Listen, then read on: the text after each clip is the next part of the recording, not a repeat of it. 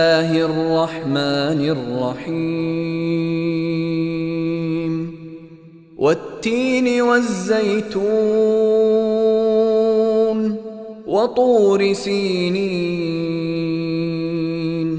وهذا البلد الأمين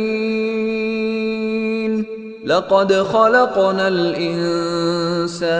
في أحسن تقويم ثم رددناه أسفل سافلين إلا الذين آمنوا وعملوا الصالحات فلهم أجر غير ممنون فما يكذبك بعد بالدين أليس الله بأحكم الحاكمين